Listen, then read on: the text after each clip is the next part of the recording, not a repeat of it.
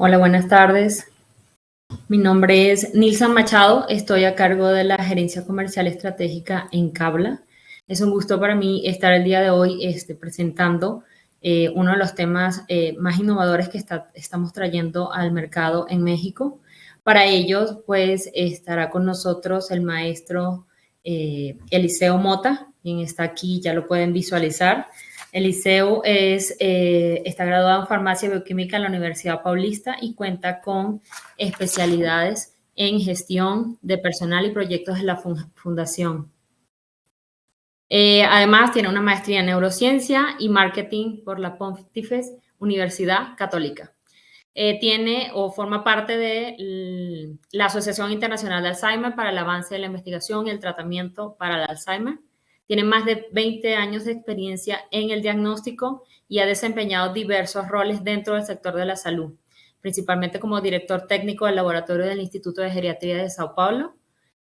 Ha sido coordinador del laboratorio de nefrología Suárez Araujo en Sao Paulo, donde se destaca que hizo una validación pionera para la implementación de los biomarcadores en diálisis peritoneal por las directrices de la Sociedad Brasileña de Nefrología, tutoría multidisciplinaria para el Departamento Educacional del Instituto de Geriatría de Sao Paulo, estudio de las interferencias en los biomarcadores en los pacientes renales crónicos, miembro del Comité Interdepartamental para la Salud de los Ancianos, consultoría científica para la organización Apello Consulting. A nivel internacional, su trayectoria comenzó a partir del 2013 y ha estado encargado de varios proyectos, dentro de ellos la validación del screening de infección del tracto urinario en Latinoamérica, en el Instituto Hermes Pardini, en Brasil, implementación de los marcadores bioquímicos e inflamatorios en el Laboratorio Central en la Universidad Estatal de Campinas, y ha sido miembro de comité científico para auditorías y, por supuesto, capacitación del equipo científico. El día de hoy él está como el especialista de producto para Latinoamérica de la marca Fujirevio. Si se dieron cuenta, su backup es su trayectoria viene siendo principalmente Brasil, nos acompaña desde Brasil, incluso está en vivo desde allá. Y bueno, les damos la bienvenida, Eliseo, muchas gracias por la participación y les dejamos con el tema de biomarcadores en Alzheimer en la detección temprana a las novedades farmacológicas. Adelante, Eliseo. Muchas gracias, Nilson. Pues un gusto, un placer estar reunido con ustedes. Buenas noches a mí, buenas tardes a usted. Me encanta tener la oportunidad de hablar, de platicar sobre un tema de brutal importancia, sobre todo los temas actuales, que son los temas de la demencia, la enfermedad del Alzheimer en particular, y todos los recursos que tenemos para platicar sobre este tan importante tema. A mí les comento que el mayor reto va a ser manejar el tiempo, porque este es un tema gigantesco que nos posibilita pasear, hacer un abordaje por distintos contenidos, por distintos aspectos, pero que voy a enfocarme acá en el tiempo y en lo que más interesa. Déjame hacer una pequeña prueba si estoy teniendo acceso a la presentación. A ver, arrancamos con mucho gusto a platicar. Primero, información importante que les comento: Fujirevio en Latinoamérica y Caribe no actúa directamente en el mercado. No tenemos una oficina, no tenemos una sucursal. Trabajamos a través de nuestros parceiros comerciales, nuestros distribuidores, y entre ellos en México, Cabla es el responsable por comercializar, distribuir e importar nuestras líneas de productos, incluso la línea que voy a les presentar con muchísimo gusto hoy. Nilson ya ha hecho mi presentación. La parte que me gusta comentar es que durante más de 20 años de mercado diagnóstico, la trayectoria que me ha traído, me ha hecho llegar hasta este momento, me ha permitido conocer distintas audiencias, trabajar para distintos públicos. Me ha tenido la oportunidad de estar en el laboratorio, comprendiendo, entendiendo la dinámica de la rutina de un servicio de salud, entendiendo qué necesitan los médicos, qué necesita la población interna de un servicio de salud, sea de emergencia, sea de más electiva, después pasando para la posición de proveedor que necesita el mercado, que necesita, y teniendo esta vivencia de una vez estado en el banco, en la área técnica del laboratorio, me permite integrar distintas informaciones y experiencias para traer más que los clientes, que el mercado, que los players de este segmento necesitan. Les comento que Food Review es una firma referencia en el mercado de pruebas para neurodegeneración. Food Review fue una de las primeras compañías a lanzar en el mercado un biomarcador, una prueba que posibilita hacer la medición, la detección de proteínas que están asociadas directamente con demencias como la enfermedad del Alzheimer. La firma sigue y tiene una característica que me gusta mucho destacar, que es de extrema importancia, aunque sea un proveedor IVD, aunque sea una firma enfocada en diagnóstico in vitro, Food Review tiene la característica de trabajar de forma muy cercana, muy alineada con el mercado de investigación y con algunos propósitos, algunos objetivos muy específicos. Uno de ellos, esto es un mercado, es una firma privada, ok, hay un interés, pero que el gran ventaja que está por detrás de trabajar directamente muy cercano al mercado de investigación es recibir los insights en la fuente. ¿Qué necesita el mercado? ¿Cuáles son los nuevos biomarcadores? ¿Qué novedad? ¿Qué actuaciones? ¿Qué productos? ¿Qué ítems de innovación más cercanos nos tenemos? Y una vez que empezamos a fornecer los productos a este mercado, cuando el producto está listo para el mercado diagnóstico, es decir, cuando está listo para la práctica clínica, para el laboratorio, para los servicios de salud, ya tuvimos un tiempo, una ruta de desarrollo que permitió probar la eficiencia, la robustez, el desempeño del producto y también generar una cantidad muy robusta de evidencias, de publicaciones que uno van a comprobar, a ratificar las características de los productos y dos, va a crear un estándar. El mercado clínico no va a empezar desde cero. ¿Cuáles son las características de este producto? Las concentraciones medias, cuáles son los cortes que ya se descubrieron. Por eso que Pudgy tiene esta característica que a mí me da mucho orgullo. Acá les invito al principio de nuestra interacción, les invito a reflexionar sobre algo extremadamente importante. Esta área que está marcada por esta seta en esta imagen del cerebro representa una zona llamada hipocampo. El hipocampo es responsable por gestionar, de manera muy general, nuestras memorias, nuestros recuerdos. Y es una de las primeras áreas afectadas por la enfermedad del Alzheimer, por otras demencias también, pero que principalmente por la enfermedad del Alzheimer. Y hoy, como les comenté al principio, les comenté intencionalmente que sería buenas noches a mí, buenas tardes a usted, porque mi día ya está cerrando. Tengo en mi persona recuerdos, memorias de mi día, mis actividades, mis interacciones. Es decir, me queda claro dónde vengo y qué otras actividades voy a tener al fin del día. Ustedes certamente están llegando al fin de tarde. ¿Qué quiero comentar con ustedes? Es que nosotros somos definidos, nosotros somos o que somos a través de nuestros recuerdos, de nuestras memorias. Somos actores de esta pieza principal. De esta película somos el protagonista de esta película que se llama Nuestra Vida porque tenemos nuestros recuerdos. Y al paso que una enfermedad tan brutal empieza a comprometer la capacidad de la memoria. Empieza a borrar o que nos define como personaje. Una persona que queremos mucho, por ejemplo, un abuelo, una abuela, mi madre, mi padre, papá, mamá.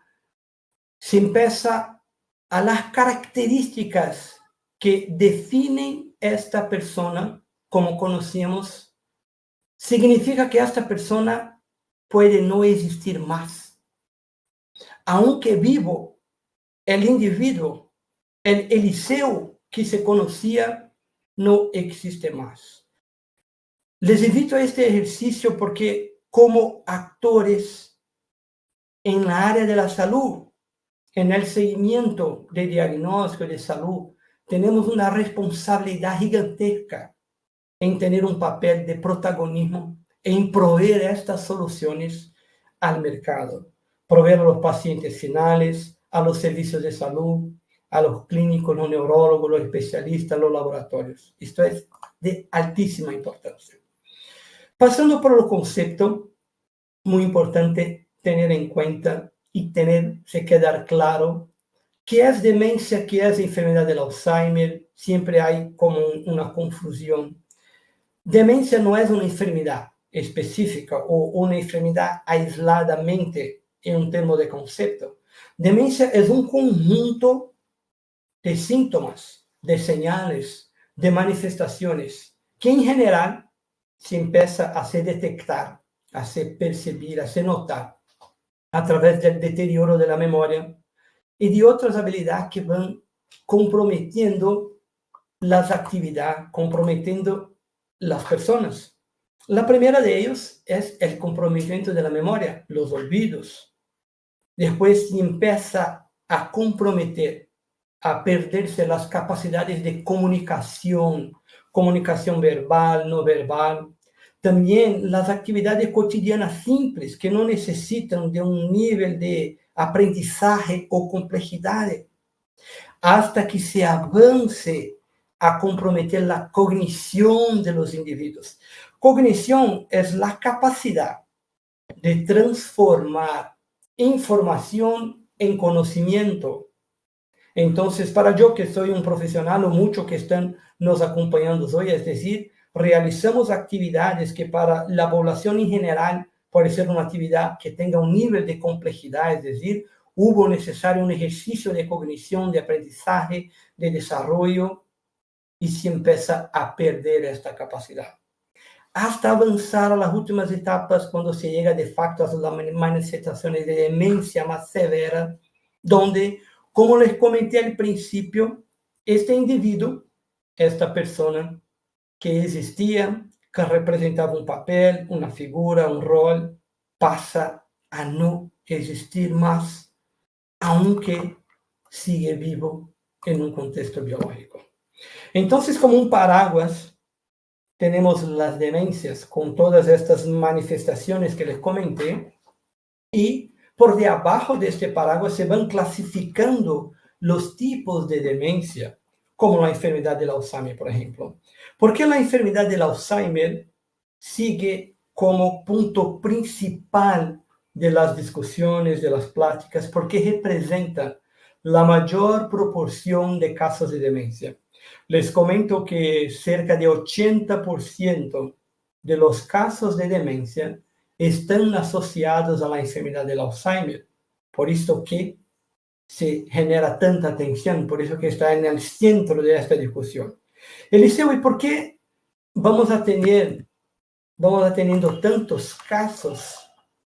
Perdóname, ¿por qué? A ver si, correcto. ¿Por qué tenemos este reto poblacional, estadístico tan grande? El escenario que nos espera en un contexto global es muy, muy retador. Fíjate que este estudio es uno de los estudios más utilizados como los datos de estimación para crecimiento de casos de demencia alrededor del mundo. Hoy estimamos, por ejemplo, que para México, para otros países como Latinoamérica, los casos se van a crecer más de 200%. Y Así como los otros países, en México el escenario no es distinto, sigue tan retador como los otros países alrededor del mundo, en Latinoamérica y Caribe también.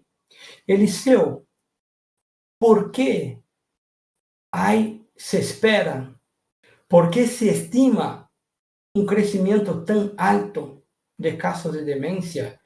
¿Es porque las personas están viviendo más? Porque es verdad, vemos que la expectativa de vida tiene aumentado mucho, aunque en países subdesarrollados como Brasil, como México, sí, verdad. El tema es que las personas están viviendo más, pero que no están viviendo mejor. Entonces hay de facto el factor edad. Para que ustedes tengan una idea, la estimación, la expectativa de vida de Latinoamérica y Caribe entre los últimos 35 años aumentaron más de 40%, entonces de facto la edad, pero que también la calidad de vida, alimentación, sedentarismo, falta de acceso a actividades cognitivas, como actividades sociales, actividades de terapia. Uno de los mayores factores de riesgo para el desarrollo del Alzheimer en Latinoamérica, por increíble que parezca, es la falta de acceso a educación. Porque un individuo, cuando tiene acceso a una formación, a educación, se abre ventanas de oportunidad de desarrollo cognitivo. Entonces, tenemos un grupo de muchos factores que están llevando el mundo, Latinoamérica y también México a este escenario. Ok, Eliseo, ahora ya me queda claro qué es demencia, es un grupo de síntomas. Me queda claro que enfermedad del Alzheimer es un tipo de demencia. Me queda claro los retos que vamos a tener, las posibles causas asociadas a este gran crecimiento de las demencias. Pero ¿qué pasa en el cerebro de un individuo con enfermedad del Alzheimer, por ejemplo? En un aspecto anatómico ocurre una atrofia, ocurre una serie de eventos, una cadena de reacciones inflamatorias que llevan el cerebro a neurodegeneración. Este cerebro podemos decir que está se muriendo, teniendo muerte neuronal. Hay una pérdida de masa, por eso que se ve el volumen entre los dos ejemplos. Y este escenario que les comparto, podemos sacar de esta condición, de esta manifestación en el cerebro, distintas informaciones. Podemos interpretar, detectar qué está pasando en el cerebro de este paciente de diferentes formas. Una de ellas son a través de las manifestaciones, como les comenté, los síntomas, los comprometimientos cognitivos, que llamamos de declinio cognitivo, comprometimiento cognitivo, las alteraciones estructurales en el cerebro de este paciente, porque hay un grupo de áreas que tienen funciones específicas, como les comenté sobre el hipocampo, que van cambiando de característica, cambiando de forma de estructura, y a través de pruebas de imagen, por ejemplo, como una resonancia magnética, como un PET scan, como un PET amiloide, se posibilita interpretar qué está pasando en este cerebro.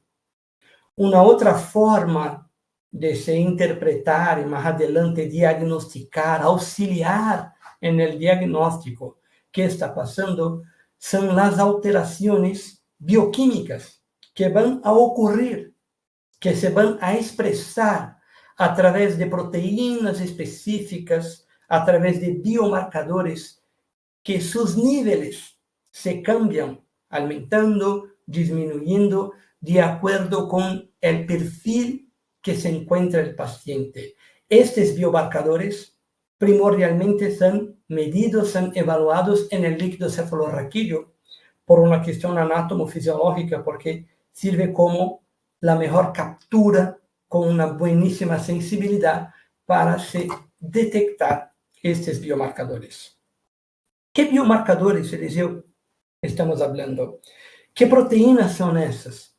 Les comento que en el universo de biomarcadores hay un grupo que de forma muy dinámica viene se aumentando con el pasar de los años, con que se avanzan las investigaciones, pero que hay un grupo que llamamos de biomarcadores core o biomarcadores centrales que componen o que se define como perfil estándar del Alzheimer. Este grupo de biomarcadores es dividido en dos grupos de proteínas, dos pequeños grupos de proteínas. Primero de ellos son las proteínas amiloide. De entre estas proteínas amiloide, tenemos dos proteínas de interés. Una que se llama beta-amiloide 140. El acrónimo 140 es por la característica de la composición estructural de su oligómero. Es un marcador fisiológico. ¿Qué quiero decir? No está directamente asociado a una alteración patológica en el cerebro del paciente, pero que es extremadamente importante para si generar una prueba que vamos a ver en un rato, en un par de diapositivas más. Después, tenemos también una segunda proteína amiloide que se llama beta-amiloide 142 o beta-42 o amiloide 142. Hay distintos acrónimos para la misma proteína, para el mismo biomarcador. Este sí es lo que llamamos de biomarcador patológico. Es el principal marcador do que la ciencia define como patología amiloide. Existen líneas de investigación, escuelas, caminhos, pathways, asociados a que está asociado directamente al desarrollo de la enfermedad del Alzheimer. Una de las principales líneas de trabajo se da a través de lo que llamamos de patología amiloide, es decir, se asocia el desarrollo de la enfermedad del Alzheimer a la acumulación de esas proteínas amiloides, específicamente la 142, en el cerebro. Esta acumulación genera las ya muy conocidas placas amiloides o placas seniles. Se nota una disminución de la concentración de esas proteínas en el líquido cefalorraquídeo porque se quedan retenidas entre las neuronas, luego su nivel se disminuye cuando voy a medir en el líquido cefalorraquídeo. Recuerdo que les comenté que tenemos dos grupos de proteínas. Un grupo, proteína amiloide, dos proteínas, amiloide 140 y 142. Después, un segundo grupo de proteínas que también tiene dos actores principales. Este grupo se llama proteínas tau. Y hay dos proteínas involucradas en este proceso. Una es la proteína tau total, que va a demostrar, va a refletir que está pasando en muerte neuronal, porque todo este evento de neurodegeneración, de reacciones inflamatorias, llevan los neurones a muerte. Y también ocurre químicamente una de las reacciones de una cascada inflamatoria es el evento de fosforilación. Entonces ocurre mucho una acumulación de fosfato en la estructura neuronal y esta fosforilación genera como un ovillo, un emaranhado en la estructura de la neurona, generando un evento muy conocido como ovillos neurofibrilares o tangos neurofibrilares. Esto se mide generando un alineamiento de esas dos proteínas en el líquido cefalorraquídeo. Entonces, así podemos decir los datos, los artículos, las publicaciones. Hoy ya tenemos evidencias robustas que nos permite tener lo que llamamos de un perfil estándar del Alzheimer. Tener los 4 biomarcadores centrales de la enfermedad del Alzheimer en el nivel de líquido cefalorraquídeo, donde se presenta una disminución de la proteína amiloide 142. Recuerden que les comenté que la proteína 140 tenía un papel muy importante en la definición de una prueba. Hay una prueba que es un cálculo, es una razón que se llama razón amiloide 4240, es decir, hago una división entre las concentraciones de la proteína amiloide 42 por la 40.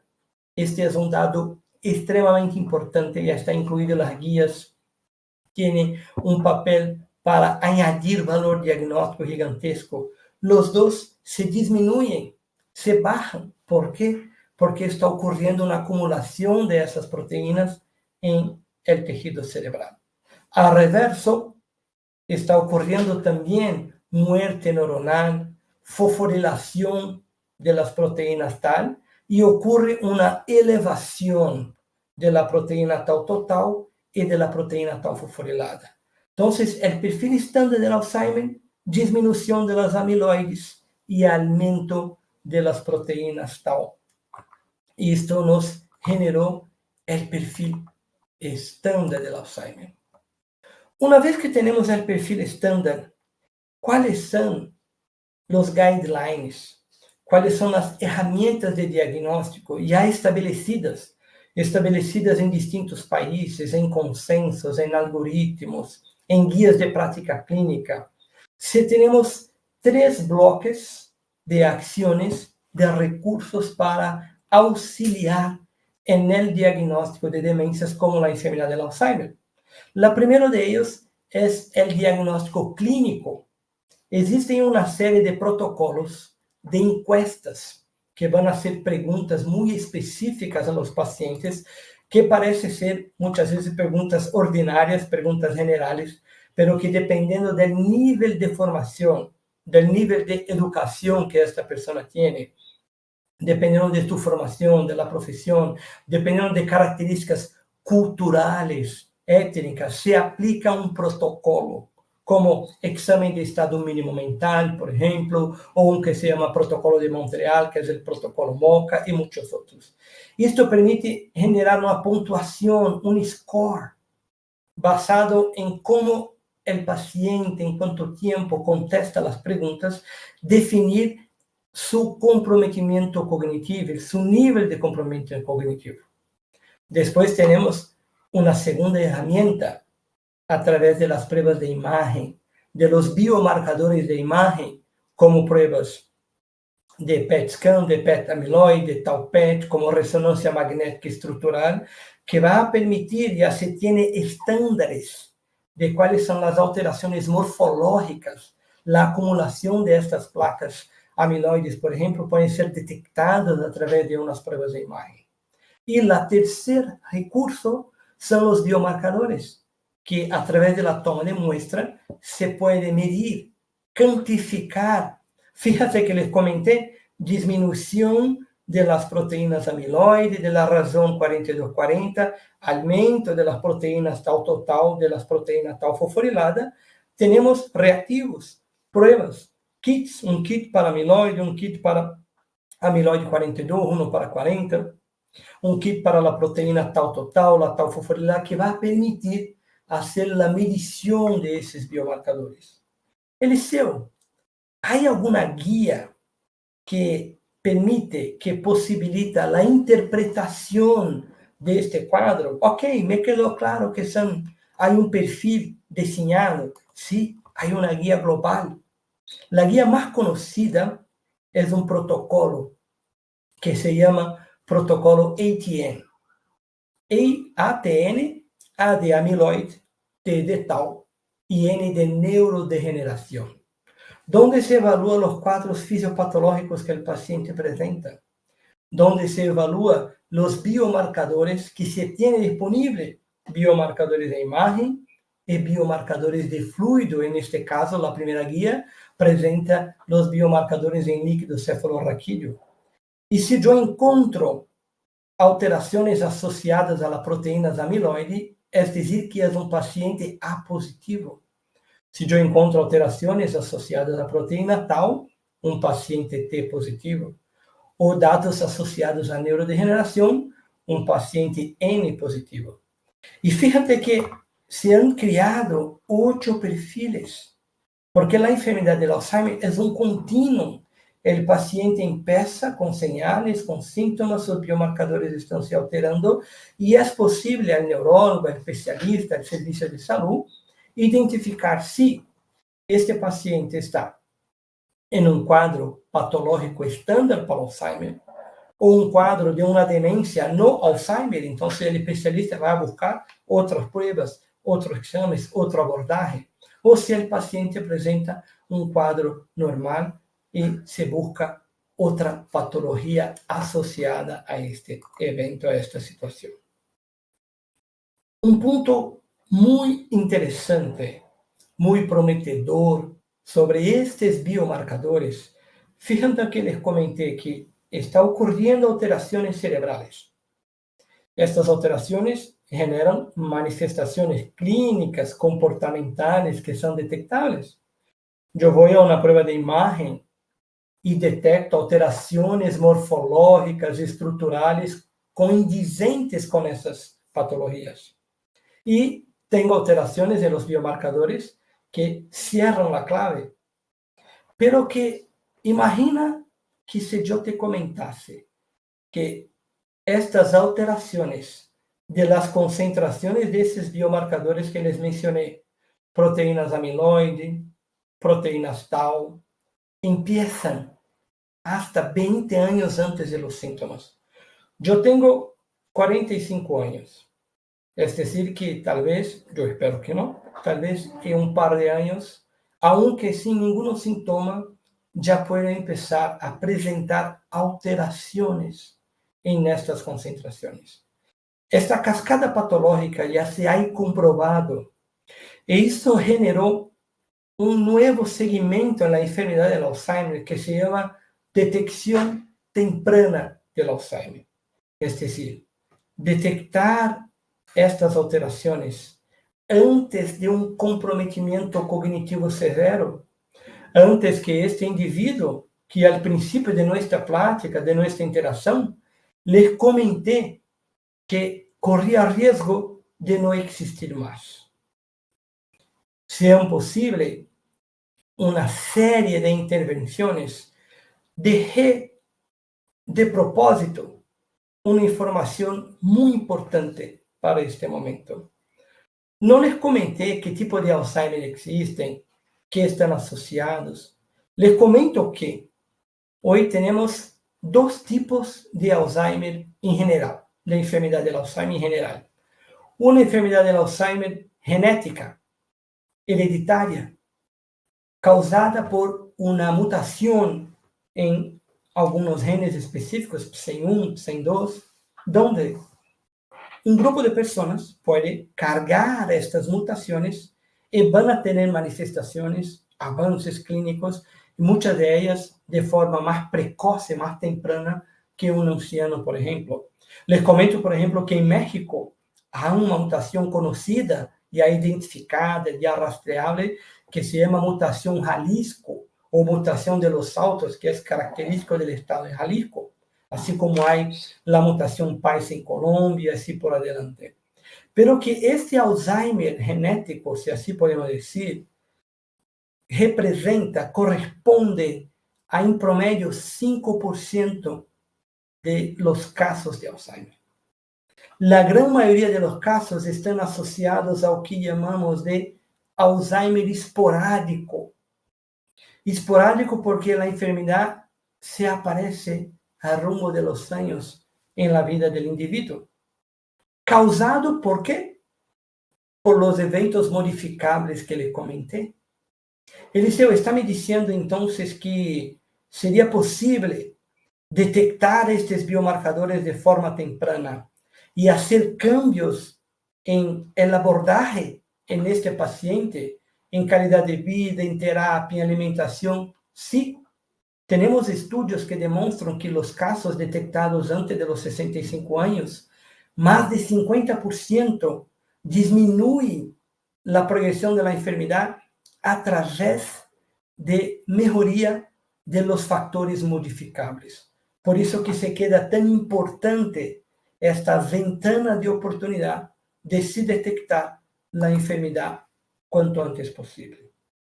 Ahora que pasemos por los conceptos, los tipos, las causas, los biomarcadores involucrados, voy ya caminando para la parte final de la presentación, les comentar sobre los tipos de tratamiento disponible, enfocando principalmente en las terapias más novedosas que tenemos de nuevo, de más prometedor, en en este segmento. Les comento que cuando se piensa en un tratamiento para enfermedad del Alzheimer, otra demencia también, pero que enfocando en la enfermedad de Alzheimer, tenemos un enfoque, un abordaje que puede ser farmacológico o no farmacológico. El no farmacológico, les comenté ahorita, la gran importancia de se cambiar los factores modificables, terapias, actividades laborales, actividades culturales, ejercicio, actividad física, alimentación, combate al humo, alcohol y un montón. Y las abordajes farmacológicas, es decir, con el uso de una droga, de un fármaco, de una medicación, ya se existen guías clásicas de tratamiento donde el enfoque principal no es atacar la enfermedad del Alzheimer, no es atacar la causa. Fíjate que les comenté sobre la concepción de la patología amiloide, es decir, asociando la causa de la enfermedad del Alzheimer a la acumulación de las placas seniles, de las placas amiloides, de la proteína amiloide. Essas terapias, que ya son terapias muy clásicas, están muchos años en la práctica clínica, tienen por objetivo disminuir los efectos asociados al Alzheimer.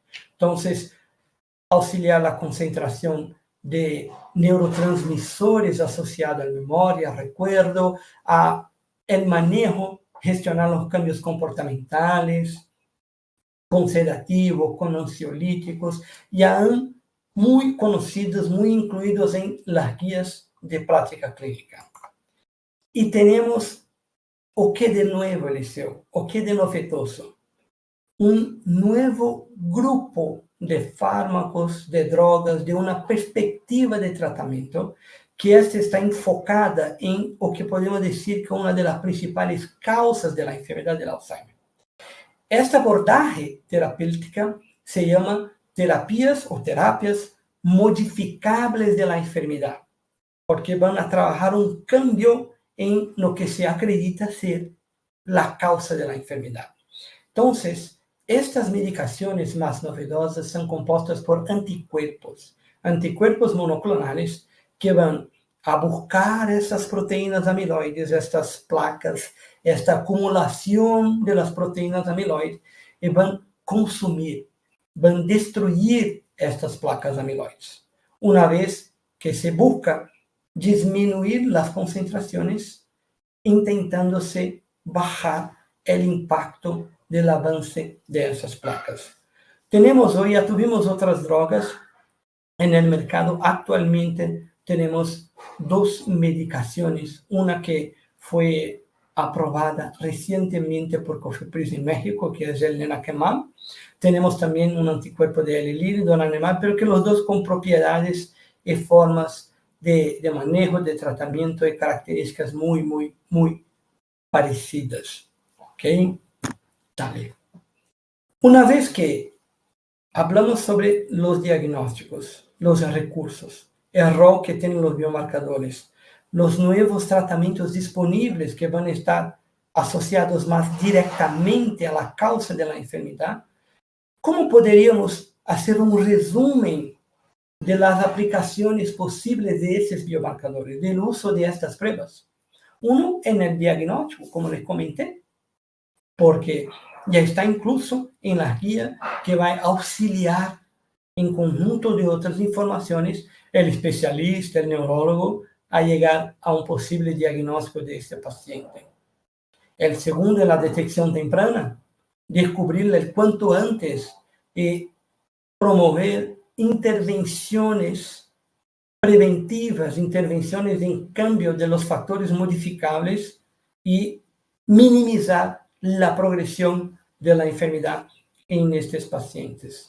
Y también en el monitoreo del tratamiento, porque estas drogas que les comenté presentan riesgos todavía aún elevados, presentan características que van a necesitar de biomarcadores que van a ser elegibles para detectar si este paciente, identificar si este paciente es elegible a recibir el tratamiento. Y también durante el tratamiento, por ejemplo, les comento que en general los tratamientos con las terapias antiamiloides se quedan por 18 meses, con aplicaciones quincenales o mensuales, y se van a medir la progresión del tratamiento. Una de las formas posibles será a través de estos biomarcadores, de monitorear estos biomarcadores, o por imagen, o los biomarcadores en fluidos como líquido cefalorraquídeo también. Antes que me pregunten, porque estoy seguro que van a llegar alguna pregunta en ese sentido, sobre los biomarcadores en plasma, los biomarcadores en sangre. Hoy, naturalmente, el abordaje fue basado en lo que está disponible en este momento en México, pero que en un futuro muy cercano, vamos a tener disponibles estos mismos biomarcadores y algunos otros más, también en una matriz más accesible, que va a nos permitir una escalabilidad en las pruebas. Pero les comento, la medición en líquido cefalorraquídeo sigue siendo importante. Sobre todo, estamos arrancando ahora en México con estas pruebas. Sobre todo para si tener lo que llamamos de un baseline, un estándar, porque una de las formas de validación de estos biomarcadores en sangre es a través de la comparabilidad con el historial que tenemos de los biomarcadores en líquido cefalorraquídeo. También les comento que las pruebas que están disponibles en sangre hoy están destinadas todavía a la investigación, están clasificadas como una categoría que llamamos de RUO, Research User Only, hasta en este momento. ¿Y qué tenemos entonces disponible, Eliseo, ahorita en México? Tenemos los 4 principales biomarcadores para líquido cefalorraquídeo. Les comento que Fujirebio hoy es el único proveedor que tiene registrado por COFEPRIS los 4 biomarcadores, es decir, todo el perfil disponible para tener el perfil estándar, la aplicación del protocolo ATN basado en el líquido cefalorraquídeo. ¿Y cómo vamos a hacer estas pruebas, Eliseo? Estas pruebas son pruebas en ELISA, son pruebas que presentan un protocolo abierto, es decir, el laboratorio va a tener todo el soporte de Cabla para hacer la implementación en estas pruebas. Tú puedes usar un aparato simple como una lavadora, como una lectora, o mismo tener la aplicación de estos protocolos, de estas pruebas también en equipos de automatización para ELISA. Son pruebas muy robustas, son pruebas que ya tienen un monto de aplicación clínica, evidencias, relevancia, una base estadística mundial muy considerable, porque ya está en uso en muchos otros países. Tenemos centenas de publicaciones que comprueban el desempeño y las características de uso clínico que estas pruebas presentan. Llegando para el fin, para algunas preguntas, en el caso que tenga, les comento que, Eliseo, ¿cómo hago para tener acceso a estas pruebas? Les comento que busquen el apoyo a través de los contactos de Cabla. Cabla es nuestro parcero oficial en México. Ellos tienen todo un personal de aplicación, de servicio, de marketing, especialistas de producto ya capacitados por Fujirebio, certificados por mis capacitaciones para poderles proveer en que un todo que sea necesario para implementación y uso adecuado de esos productos. Les agradezco muchísimo. Británicamente llegué en la programación, empezamos con 5 minutos y el plan era tener 45 minutos de explanación a un carretador. Les agradezco muchísimo.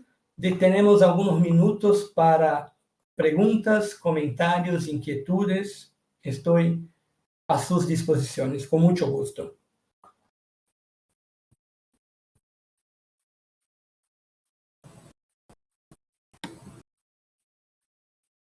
Ya nos llegó una pregunta en el chat. ¿Las pruebas en líquido cefalorraquídeo en LCR son realmente necesarias? Les comento que sí. por dos razones. La guía de práctica clínica más consolidada que tenemos es la guía que está basada en líquido cefalorraquídeo. Hubo una revisión de esta guía para sangre, pero que no tenemos todavía las pruebas disponibles para el diagnóstico clínico. De manera que sí, es importante, son necesarias, sobre todo para se generar un baseline, arrancar con el diagnóstico, con el apoyo a los neurólogos, el diagnóstico de esas enfermedades, sobre todo Alzheimer, son muy retadores porque los síntomas, los señales son muy parecidos. Entonces, en resumen, sí, siguen necesarias. ¿Está disponible alguna guía para el uso de los biomarcadores para el Alzheimer en sangre? Como comenté ahorita, sí, esta misma guía que se fue generada, llamada ATN, tuvo en 2024 una revisión donde se incluyó las pruebas en plasma en esta guía, pero que, como les comenté, su implementación clínica no se ha quedado llevada a cabo todavía porque las pruebas siguen sob investigación, pero que sí ya tenemos una guía. Una otra pregunta, en términos de sensibilidad, ¿hay alguna diferencia entre las pruebas de biomarcadores de líquido cefalorraquídeo versus plasma? Les comento que la sensibilidad es muy parecida, porque primero que las pruebas de líquido cefalorraquídeo tienen un beneficio anatómico. Está en una matriz donde la concentración es mayor, la detección, la polución de proteínas, si podemos decir así, es menor. ¿Qué hicimos? ¿Qué estamos haciendo? Es desarrollar en estas pruebas en sangre mismos anticuerpos con características de mayor sensibilidad, porque las concentraciones que voy a obtener en sangre y voy a tener también un riesgo de mayor inespecificidad. Entonces, en resumen, en términos de sensibilidad, las diferencias son insignificantes en lo que se refieren a el diagnóstico. Está-se trabajando para terminar una guía que va a determinar qué desempeño debe tener una prueba en sangre en comparación a prueba de líquido cefalorraquídeo para exactamente no tener ningún riesgo en su implementación. Las pruebas son automatizadas. Les comento que sí. Como les comenté, FoodReview comercializa reactivos, pero que Cabla puede apoyar el laboratorio en lo que sea necesario en aparatos, desde algo semiautomatizado, si así lo elige, una lavadora y una lectora, o equipos totalmente automatizados y en ELISA, que el protocolo son completamente abiertos para se hacer la automatización de estas pruebas. Ok, otra pregunta igual. Buenas tardes, ¿los productos presentan control de calidad incluido? Les comento que sí. Todos los kits, estamos hablando de 4 presentaciones. Cada presentación tiene su calibrador, o la cámara, calibrador y su control. Entonces, ordenas un kit de amiloide 142 y ordena el control y calibrador dedicado. La parte interesante que les comento, los calibradores y los controles tienen matiz humana. Entonces, la robustez, la sensibilidad, la linealidad es muy buena, muy mejor. Y también los laboratorios clínicos tienen como premisa, como necesidad, programas de control de calidad externos. Les comento que la prueba está incluida en el principal programa mundial de calidad para biomarcadores de Alzheimer, que es un programa de la Asociación del Alzheimer, donde el laboratorio ordena, así como hace con CAP, con RICAS, con otros proveedores de calidad externa, recibe la muestra, hace la dosaje y lo compara con su peer group. Una otra pregunta acá. ¿Las pruebas son cuantitativas? Exactamente, sí. Todas las 4 pruebas son cuantitativas. En los insertos, cortes establecidos, es decir, siempre que un laboratorio arranca con una prueba de esa naturaleza, ellos necesitan validar sus propios cutoffs, sus propios cortes. Y acá llegamos a un tema, porque dice, mira, ¿cómo voy a tener un punto de corte si estamos arrancando ahora en México? La parte buena es que los insertos presentan un cutoff, un corte inicial que los permite tener estos dados. Son cuantitativas, expresan resultados en picogramas por ml, las concentraciones están incluidas en las principales guías y presentan valores de corte en los insertos, valores de normalidad. Buenas tardes, ¿estos kits son compatibles con cualquier equipo de Lisa? Sí, cualquier equipo que presente los canales para dispensación, lavado, son, y por parte de Fujirebio no hay ningún impedimento en el sentido de que, mira, necesita ser usado este o este equipo o aparato, instrumento. No, las pruebas están abiertas, están muy largamente comprobadas en el mercado.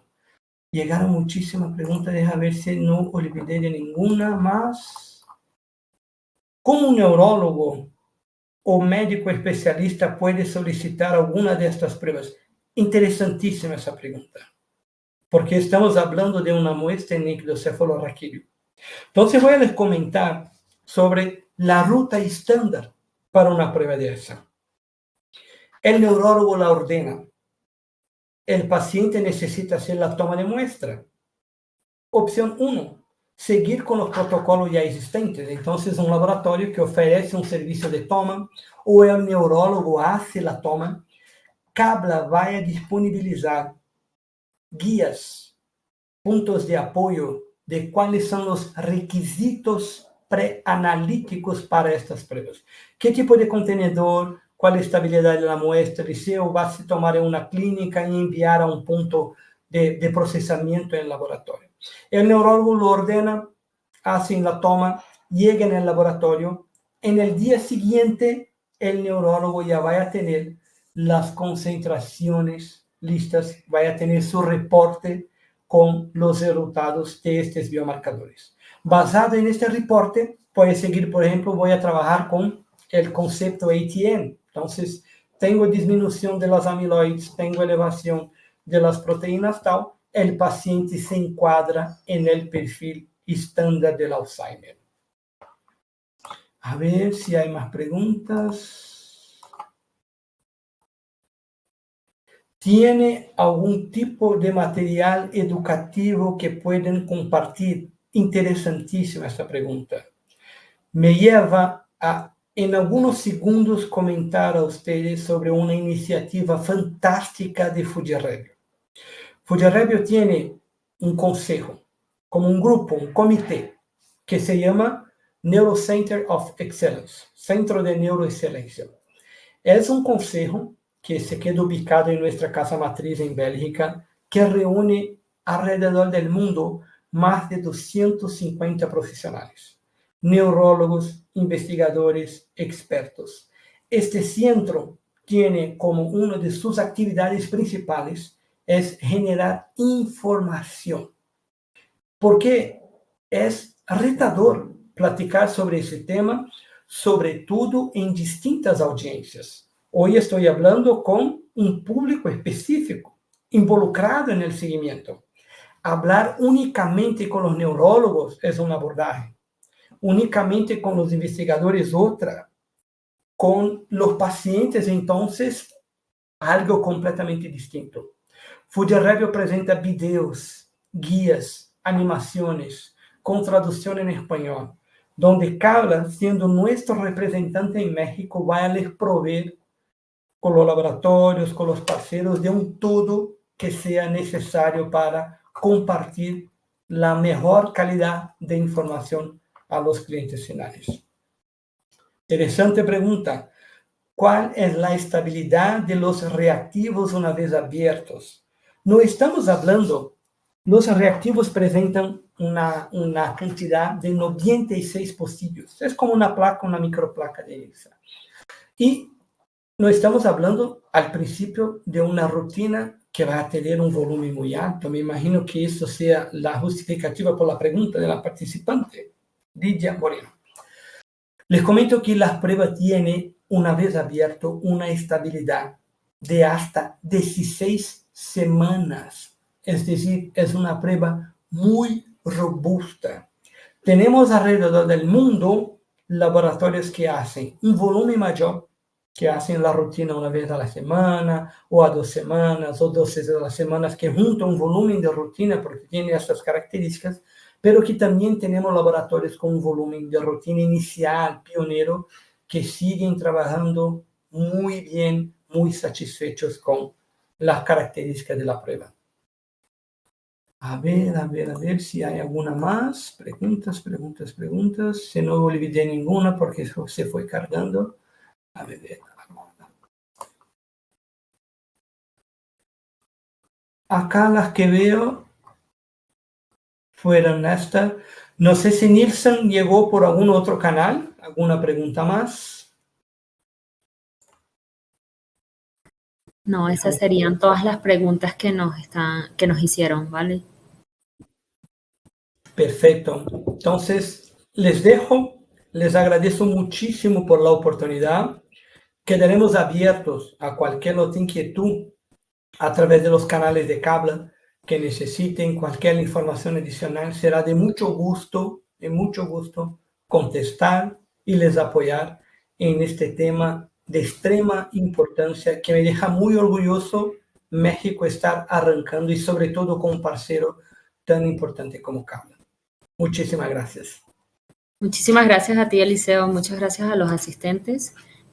Los queremos invitar. Bueno, espero que haya sido de agrado toda esta información. Como dice Eliseo, es algo innovador, está nuevo y único aquí en México. Así que, bueno, esperamos que cualquier inquietud extra que tenga la puedan canalizar a través de nosotros, a través de Cabla. Como bien comentó Eliseo, contamos con especialistas que puedan dar respuestas a sus inquietudes y también pues este contacto directo con Fujirevio, que con todo gusto Eliseo también apoyaría en cualquier detalle que ustedes puedan tener, ¿vale? Los invito, Cabla constantemente estamos haciendo este tipo de eventos, este tipo de pláticas, de temas de interés de la actualidad para que conozcan también un poco más de los productos que nosotros ofrecemos en las diferentes áreas que abarcamos en el mercado mexicano. Entonces los invito, la próxima semana tenemos un par de eventos, entre ellos un webinar también, y los estará por ahí llegando a sus correos estas invitaciones. Muchísimas gracias, Eliseo, muchísimas gracias a todos. Creo que ya no hay más preguntas. No, sería todo. Muchas gracias, bonita tarde, bonita noche, Eliseo. Queda muy bien. Igualmente. Bye. Bye.